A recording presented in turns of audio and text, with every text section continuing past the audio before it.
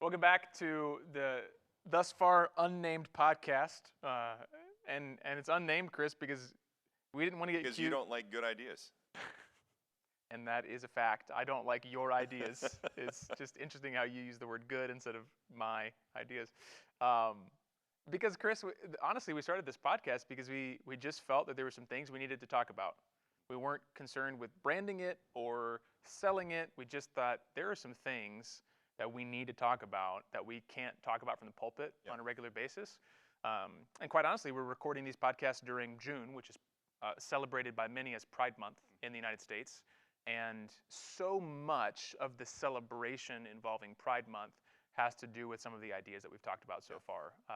Looking inside yourself to find yourself, always expressing yourself to be authentic as the ultimate goal. Like, so much of what people celebrate in this month has to do with these underlying feelings. And one thing I hope, Chris, is that we are giving people resources to look underneath a lot of modern ideas so that they can themselves and help their kids say, here is what is fundamentally off about the idea, rather than just kind of having a that's wrong reaction. Shut the door. We want to know, why is that wrong?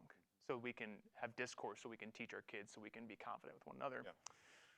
So in our last episode, we talked about authenticity, something that can be very good when it leads to us being honest with our friends, when it leads to us not being hypocrites, but something that can be really troubling when it's the ultimate thing, as in whatever I feel, I do. That's a pretty enslaving mindset to have, is whatever desire I have, I act out. And that's originated somewhere. I think that's maybe one of the big goals of our conversations, Chris, is to show people that things they take for granted originated somewhere, in this case with a couple of French philosophers. We mentioned in the last episode that René Descartes came up with the idea of I think, therefore I am. And he came up with this idea because Descartes believed that he could know something, but he wanted to know what he could definitely know without a doubt. And so he starts to look at different things in his life, like the existence of God, or different truths about the universe, or truths about other human beings, and he keeps going, I can't know that for sure, I can't know that for sure, I can't know that for sure, I can't know that for sure. And then he looks inwards, and he starts to think about things about himself, and he goes, I can't know that for sure. But what he ultimately says is, if I'm thinking, I can't doubt that I'm thinking, because if I'm thinking, then I'm thinking, and therefore I am a person. Right. So I can't ever doubt that I'm real because I'm thinking.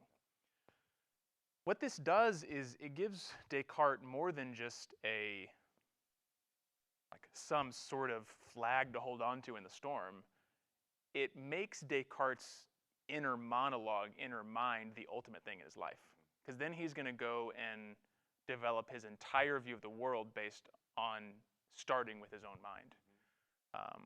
Which, when you think about how many human beings are in the world, it's a lot of minds. Yeah. And it's a lot of minds in different places and different cultures. So René Descartes is looking in and saying, all I can know is that I'm thinking. What do I think about? And he goes outwards.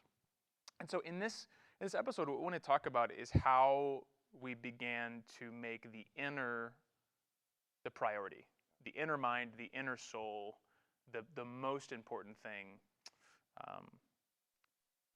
I want to say one more thing, Chris, and then I'll probably allow you to talk at some point this morning. Carl Trueman, in his book Strange New World, which is where we're getting a lot of these ideas from, at least for conversation, he asked the question at the beginning of his chapter. He says, does the mind have to be made to conform to the body, or does the body have to be made to conform to the mind? Now, this is a very, very, what's called a litmus test. It tells you a lot about how you view physical truths and mental truths and universal truths. Right. And he's asking this because he says that if you were to go to a doctor 60 years ago and say, biologically I'm a male, but I believe I'm a female, the doctor would say, we need to bring your mind into alignment with your body. Right. So there's something wrong here, and what's wrong here is your mind. Now, if you go to a doctor and say, I'm a male, but I believe I'm a female, the doctor will say, we need to bring your body into alignment with your mind. And that's an incredibly seismic shift to say that 50 years ago, there was a physical reality of the body that that dictated everything else. Right. But now the reality is inside. Chris, what else do we learn from Descartes as far as this shift to the inside being the thing that we use to determine everything else? So I think, and I'm not trying to really I was wondering if be you punny existed, there. so Yeah, I'm exactly. glad you think. So I do exist. But I think that when we evaluate Descartes' position, we can't divorce his position from everything else that was happening in the world at that time. And what's strange about the Enlightenment period is that it gave us a lot of concrete categories to think in ways that perhaps in the past people had never really thought about thinking. Okay, give me yeah. a two-sentence definition of the Enlightenment. Probably everyone's heard the phrase, but Sure. give me a two-sentence definition of the Enlightenment. Two sentences. I don't know if I can do two sentences.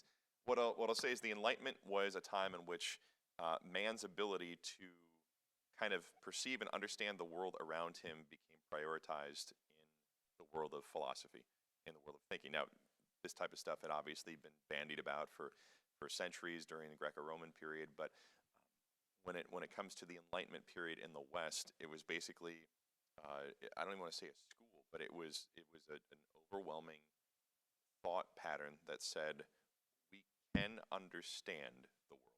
Now, tell me if I'm helpful here. That is a shift away from some sort of God will tell us how to understand the world. Yes. To we, without the help of something outside of us, can understand the world. That's the radical shift of the Enlightenment. Yes, it's an anthropocentric world. Ooh, human, yes, centric, in the middle. At the center. Yeah. And so prior to this, and what's hard about this is that there's always something, generally speaking, that we can identify as maybe being a good shift. And as those who function theologically within the Reformed tradition, we value the thought life of the individual significantly. It's very important to us. It's one of the reasons we are taking time to think through these things. Exactly. And so I think if you look at the history, and I'll say it like it is, you look at the history of the Roman Catholic Church from the 17th century backwards, you do have people like Aquinas who show up, and they're very heavily influenced even by philosophers, by Aristotle and whatnot. But generally speaking, the idea of thinking through things was very much reserved for a small minority of the clerical population. And the Enlightenment kind of opened up the world. And it was tied, I think, in large part to the printing press being invented and the ability to disseminate ideas and information, pamphlets, books going out. The American Revolution was a significant consequence of the Enlightenment. Thinking isn't in a small sphere anymore. Yes. Thinking is the thing everyone gets to do. Yes, it becomes popularized. And that's a good thing. I think people should think, and that's a good thing. So when we look at Descartes, there's this immediate, and as Christian people, we would say that sin always has consequences and affects us in a fallen world. We don't live in a perfect world, so it's always touching all of our lives in some capacity. So with Descartes, there's the goodness about trying to understand the world, but the seminary that you're going to, that I went to, talks a lot about, you can only know the world rightly if you understand it from God's perspective. And that's true. And so you see in the Christian philosophers of the 17th and 18th centuries this emphasis on seeing the world rightly through God's eyes, but then you see non-Christian philosophers who even in some respects deliberately rebel against the idea of Christian thought are saying, nope, we're going to remove that and we're going to drill down into human experience, human perception, and if that becomes the filter through which people are understanding the world, you're always going to see it colored individually. Yeah. And you're always going to see it instead of being a cohesive whole that makes sense because there's an author who is writing the story, who has given us boundaries. You get Descartes saying, well, guess what? You can choose your own adventure now. Yeah, so two enormous shifts. One is from receiving information from the outside to determining information on the inside. And the other is from definite information to indefinite. So in the pre-Enlightenment thought world, you have, there is definitely, is it Star Trek, the truth is out there? is I don't know if you're a I'm Trekkie. not a Trekkie at That's all. the problem with listening to someone else talk about Star Trek. I'm not a Trekkie either, but I think that's the quote. Okay. Is there's this idea that the truth is out there, we have to go find it, which means there is truth and we can find it and Right. it's out there. The Enlightenment switch, particularly with Descartes, notice how he starts to say, I can't be certain about that, I can't be certain about that, I can't be certain about that. And what he's doing is he's saying, there's not truth out there and we can't be certain about truth. And that's a big shift to what's called subjectivity, and that's where you talk about being an individual. Is maybe if we boil this all down to what someone might hear on a daily basis, it's your truth versus my truth. There's not a truth that is like imagine a sphere that's above Chris and Josh, and it's called the truth, and we have to figure out what it's like to be in this orb. Right. Instead, we each have our orb, and I can't violate your truth, and you can't violate my truth. And what we want to show is that that's not always been the case. That's birthed out of this idea from Rene Descartes.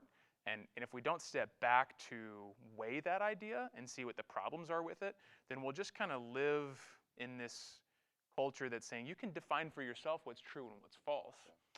And that is initially birthed with Rene Descartes. One thing I think is very important to touch on here, Chris, is the idea of science. Okay. Science. What Carl Trueman helpfully notes is that the question was, does the body have to become like the mind, or does the mind have to be brought to be like the body, right? And the general principle now is you want to bring the mind to be conformed, or the body to be conformed to the mind, right? Bring the physical to be conformed to the emotional or the mental or the psychological, the inner. What Trueman helpfully says is that is not a scientific position, right? Science is concerned with observations. Science is concerned with maybe studying how synapses fire in the mind and how a human thinks, or how brains function, or how a body functions. Science cannot be and is not concerned with what is ultimate, physical or mental. Right. But what has happened, Chris, is people will at the same time say, well, this is just science. But also, the mind can trump the body, which seems to be directly at odds with science, right? How do you see this interplay of the prioritizing the mental, the inner, the emotional over the physical, while at the same time saying the ultimate thing in society is science? Because they seem to be opposed to one another. Yeah, and I think, we live in a fallen world, and so biology is corrupted just as much as anything else. So when we see physical deformities occur, when a child might be born with physical deformity, that's a clear reminder that, biology is messed up.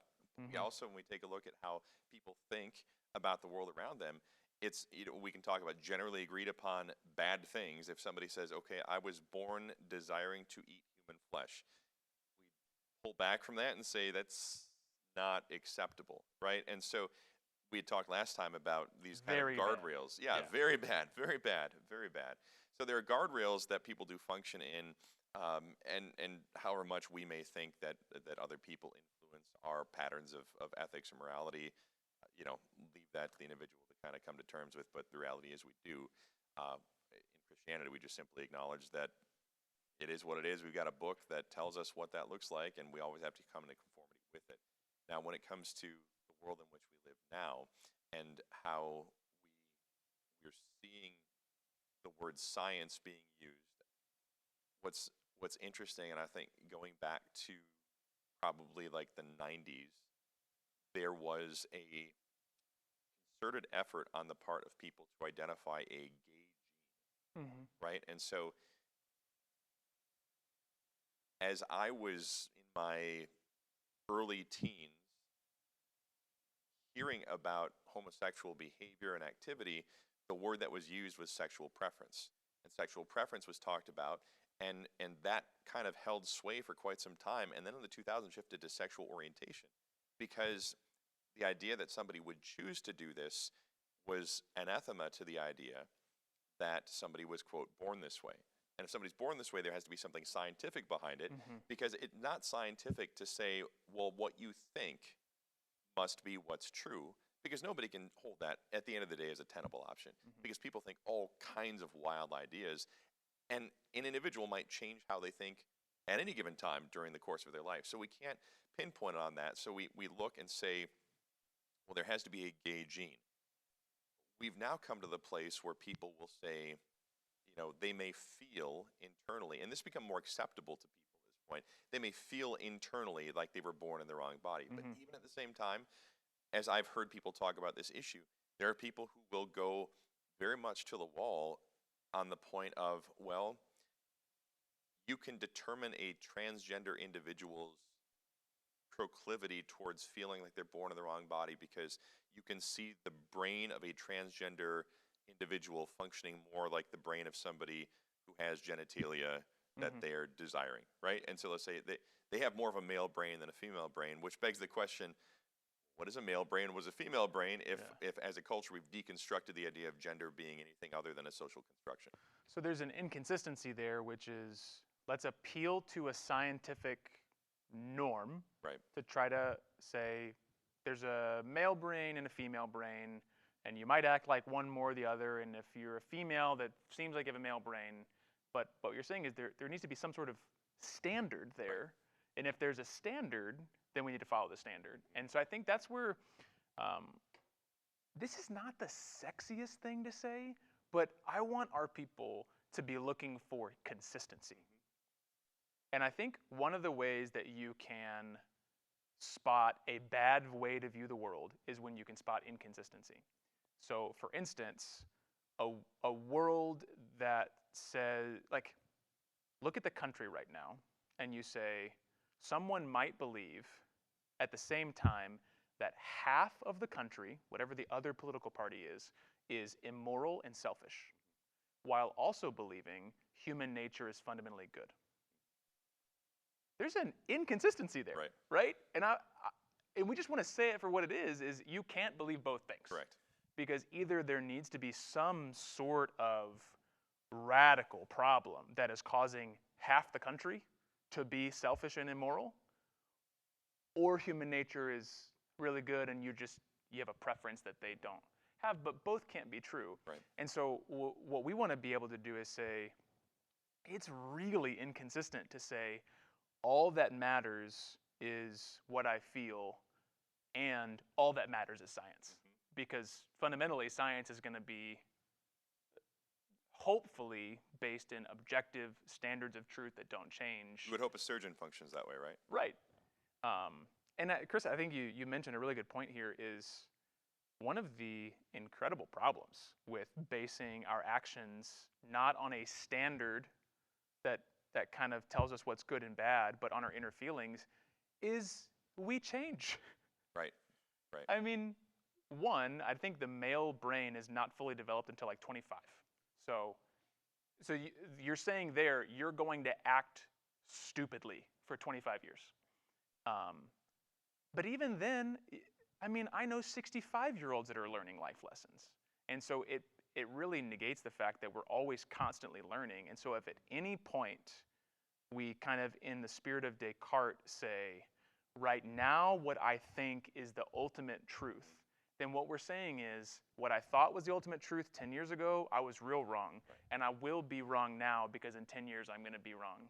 And that's illustrated by the fact that, like you said, in the 90s it was sexual preference, then it's sexual orientation, and now it's sexual identity. And so even in that progression, there's been 3 times we've been wrong. Right. If you buy into that kind of philosophy of sex and gender. So if we're looking at an inward-focused morality, it's going to be inherently inconsistent.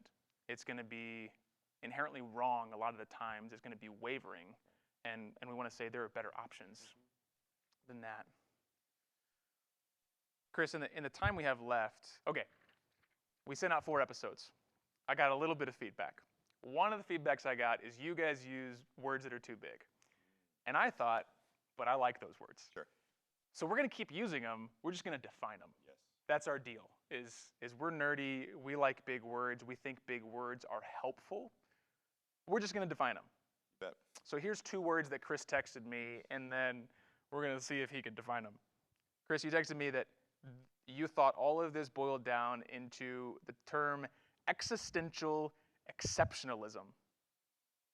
Go. Yes. So I will tell you, those words I thought of while I was watching a T-ball game. So lest anybody thinks I was in an ivory tower trying to think of something fancy, I was literally just watching my daughter's T-ball game. So, bear in mind, you can too also have thoughts like this when you are doing You common too activities. can be thinking about philosophy You bet. during T-ball. You bet. You bet. And, we talked about expressive individualism a few weeks back. And expressive individualism, the idea is like the individual must be expressed in order to be authentic, right? And so it's like it's a natural progression of a self and self-authenticity, and then you have to, if you're going to be a genuine self, you have to express that. Yeah, here's the progression. You look inside. You find out who you are. You act it out. If you act it out, then it looks the same way as it looks inside. You are authentic. Yeah. Boom. Yes, and so as I was thinking through this and thinking through the second chapter that we're processing the ideas that are presented there, thinking, okay, if that is the outward action, if that's the behavior that is prized, I'm thinking, okay, what can define the ethical and moral priority that exists within that worldview?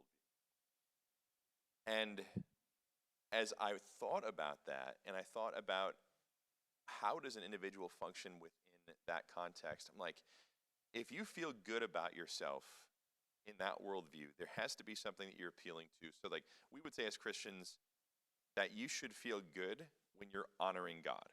And there's an ethical standard that God puts in place for us when we look at the scriptures and we see, okay, this is how one ought to live, and we can say, yes, this is good to live this way.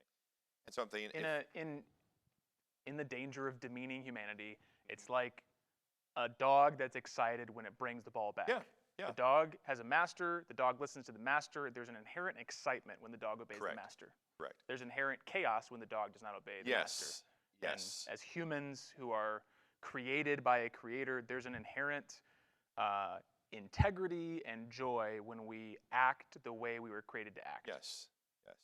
And so for this worldview that we're discussing, the predominant worldview, or a German word, fancy word, you know what I'm going to say? Zeitgeist? Zeitgeist, yes, Zeitgeist. Put that in your pocket. Which means? It means the spirit of the age. The spirit of Zeit the of age. the Geist. The Zeit of the Geist. And the spirit of the age, it's just the general atmosphere in which we live, ethically and morally and philosophically. I was trying to piece this together, and I thought, existential exceptionalism. Now, why does this matter? It matters because the individual has nothing to appeal to necessarily outside of himself or herself at this point. So you can't say the best course of action to take that we can evaluate the rightness of behavior can be evaluated on the basis of what somebody outside of you is saying. And so, as in, I can't tell Chris what right behavior is. Yes, what is best. I can tell Chris what I wouldn't do. Yes. I can tell Chris what I have a distaste for. Right. But I can't tell Chris that he's doing a wrong thing. Yes. And so this is the difference between your truth versus my truth, now your right versus my right. And by right, I don't mean rights. I mean what is right to do, what is morally and ethically right. And again, it falls apart, obviously, when you get to certain areas of behavior and practice that endanger other people and their physical well-being. So that's a guardrail that this environment has put in front of people. But really, if you're going to tell somebody what is the best thing to do for them, we hear the fancy word, be yourself, right? I mean, that's not too fancy, but that's what people say. They think. Could you define be yourself? It's Be about yourself. as confusing as existential. Yeah, I think we're probably okay without a prolonged definition of be yourself. John Piper would do 14 minutes 14 on the minutes, word be. maybe 15. Yeah. Maybe 15. And when it comes to this idea of existential exceptionalism, what it really boils down to is that the individual, the existence of the individual, is so crucial to understand, we talk about authenticity with the last episode and Mhm. everything. The existence of the individual is so inviolable that the most central and cardinal tenet of morality within this environment is to say you can do no violence to the individual. Mhm. And that doesn't mean violence physically. That means violence to that individual sense of existential significance. And so So when if you're to dumb it down, Mhm. if you're telling Chris what is inward in him is wrong, then you're telling him his existence is wrong. Yes, and that is quickly And maybe you becoming can see what that looks like in our society. yes, absolutely. Your sexual behavior is wrong. That means my nature is wrong. Yes, Well, yes, actually, the conversation was about your behavior, yes. right? But behavior now, because of expressive individualism, behavior is simply a reflection of who we feel ourselves to Mhm. be.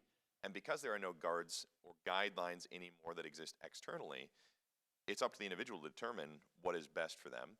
And so for existential exceptionalism, it's to say the individual is exceptional always. Hmm. Always. Every individual is exceptional. Now, that being said, unless they violate the exceptionalism of another individual. And why I think this matters for us So and the how we core think about it. sin of our society would be violating someone else's existence. Yes, exactly, which is why the idea of a hard and fast set of standards morally or even philosophically has become so distasteful to people. Because if you say it's not right to do this, and somebody says, but that's core to who I am, you have, this is where, and I guess I'll get into this idea It's probably really one of the briefly. reasons why it's hard to disagree with anyone right now. Yes, exactly. So for instance, if someone tells me that Christianity is a hoax, I don't like it, Right, but I don't believe that I have worth in the world because my thought process have led me to Christianity. correct. I believe it's true. I believe God gives me worth. But if I did believe that my worth in the world was because inwardly I feel that Christianity is true, and someone said it's a hoax, then my world is rocked. Yes. That's a violation of my inward feelings. And I think that is one of the reasons why it is so doggone hard to disagree with anyone Yeah. right now. Yeah. Because if you disagree with their actions or their thoughts, the feeling is you have just eliminated my personhood. Right. Yeah, and there are two terms that I think people regularly hear that fit into this ethical, if you feel like using it, go for it, but of existential exceptionalism, the idea of safe spaces and hate speech. Hmm. Because hate speech used to be defined as speech that's intended to incite violence Yeah. directly against an individual And physically. the physical act of violence really needed to be there, Yes. or almost there, in order for it Yes. to be hate speech. Exactly. But the idea of somebody hating another individual is just a matter of personal freedom. Like if you choose to hate somebody, well, that's just life. That's life, right? But now we've moved beyond the idea of hate speech being something that is inciting a physical violence, and it is hate speech exists when it reflects the hatred of an individual's heart toward another individual Mhm. on the basis of something that is so inviolable in that individual. And then safe spaces would be places where you can guarantee that individuals who feel threatened by the thoughts or values of other people can go to be sheltered Mhm. from the threat of other thoughts, the threat of other ethics. And so it's really strange how it's happened, but I mean, to see it in academia, that's become the primary environment where this has existed, where previously, even in Enlightenment philosophy, competing ideas were prioritized. Mhm. But now we've kind of melted everything down into feelings and emotions so that it is no longer even valid to talk about competing thought patterns, because thought patterns don't matter unless they reflect how you feel. Yeah. And I would say that Chris, you and I, we're not radically different age, but we're a little bit different in age bracket. We're from different parts of the country. We did different things in college. We've got different stories of how we became pastors. We've got different upbringings as far as how politics played. I mean, you were engaged enough in politics to get to a political science major. I was so disengaged from politics that I didn't even know how my mom voted until I was in my 20s. And if you and I were chiefly concerned about the other person's feelings in our conversations, we actually, the past 2 years, we would have really, had a lack of conversations. Correct. But each Monday we get together, and sometimes I try to prove you wrong, and sometimes you try to prove me wrong, and Right. we exchange ideas, and we want one another to see how their ideas might be misguided or We misunderstandings. call that sharpening. Yeah. It's a good thing. And ultimately, I would say that 2 years later, I am a better person Right. for having been proven wrong multiple times. Sure. That type of prospect has been eliminated because for you to show that I'm wrong is for you to show that my person is wrong. Yes, you are invalid. So where I think that there's maybe a couple things to wrap this up that I think this matters for just the average listener. Number one is Kevin DeYoung wrote a helpful article about how the LGBT, I'll say propaganda, because propaganda or persuasion maybe, I'm not trying to be hateful, but just say like what the LGBT community wants to put forth for you to believe. There's been a really smart shift away from morality to inner feelings. Yep. So much so that the average even Christian will say, well, I don't know about Pride Month, but I don't want someone to feel bad about themselves. Right. So I want people to feel good about themselves. So I think I should at least not be opposed to Pride Month because they're just trying to feel good about them. And so you can see how even a sincere Christian is trying to work through like, well, how do I relate to this? I don't want someone to feel bad about themselves, because the conversation is not about is an action wrong. The conversation is about should or should not I be ashamed of myself. And most decent people say, I don't want you to be ashamed of yourself. Where the Christian can come in is to say, all of us have actions and heart motives that we're ashamed of. Right. All of us. You and I regularly discuss things in our hearts that we wish were not there. And we need to repent of them. We need to ask God to change us.